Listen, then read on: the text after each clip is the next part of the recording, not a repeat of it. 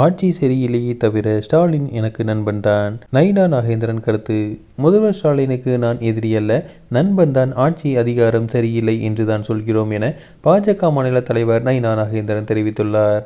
சென்னையில் பாஜக மாநில தலைவர் நயினா நாகேந்திரன் செய்தியாளர்களிடம் நேற்று பேசினார்.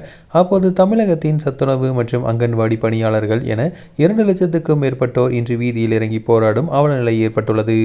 திமுக எதிர்க்கட்சியாக இருந்தபோது தனது தேர்தல் வாக்குறுதி 313இல் இவர்களுக்கு காலமுறை ஊதியம் வழங்கப்படும் என முதல்வர் ஸ்டாலின் உறுதியளித்தார். ஆனால் ஆட்சியில் அமர்ந்ததும் சொன்னதை செய்வது கிடையாது என்பதுதான் திமுகவின் வாடிக்கையாகிவிட்டது என தெரிவித்துள்ளார். உடனடியாக வாக்குறுதி 313ஐ நிறைவேற்ற வேண்டும். வெகு விரைவில் தமிழகத்தில் என்டிஏ ஆட்சி மலரும். இதற்கு ஒவ்வொரு தொகுதியும் தனித்தனி பொறுப்பாளர்கள் நியமிக்கப்பட்டு ஆய்வுகள் தீவிரமாக நடந்து வருகின்றன. முன்னாள் மாநில தலைவர் அண்ணாமலை தனது தந்தையின் உடல்நிலையை கவனிக்கவே தற்காலிகமாக பொறுப்பிலிருந்து விலகுவதாக தெரிவித்துள்ளார். ஆனால் அவர் அதிருப்தியில் விலகுவதாக ஊடகங்கள் திட்டமிட்டு பரப்பும் பொய் பிரச்சாரங்கள் கண்டிக்கத்தக்கவை என தெரிவித்துள்ளார். மத்திய நிதியமைச்சர் பட்ஜெட் தமிழகத்துக்கு பெரும் வரப்பிரசாதமாக அமைந்துள்ளது. சென்னை, பெங்களூரு மற்றும் சென்னை, ஐதராபாத் என 2 வழித்தடங்கள், அதிவேக புல்லட் ரயில்கள், தென் தமிழகத்து தென்னை விவசாயிகளுக்கு முன்னுரிமை அளித்து நிதி ஒதுக்கீடு போன்றவை அறிவிக்கப்பட்டுள்ளன. ஆனால் தமிழக அரசின் நிர்வாகமோ சீர்குலைந்து கிடக்கிறது.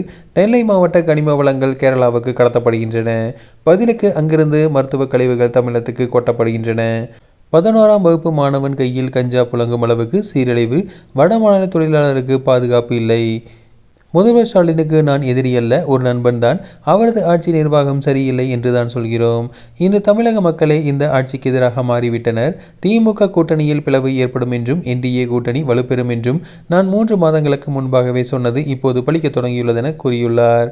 எங்கள் கூட்டணி வலுவான கூட்டணி. அதனால் எங்கள் கூட்டணியில் விஜய் சேருவது முக்கியமா இல்லையா என்பது 2வது விஷயம். கூட்டணிக்கு அவர் வந்தால் அனைவருக்கும் நல்லது, தமிழகத்துக்கும் நல்லது என்று கூறியுள்ளார்.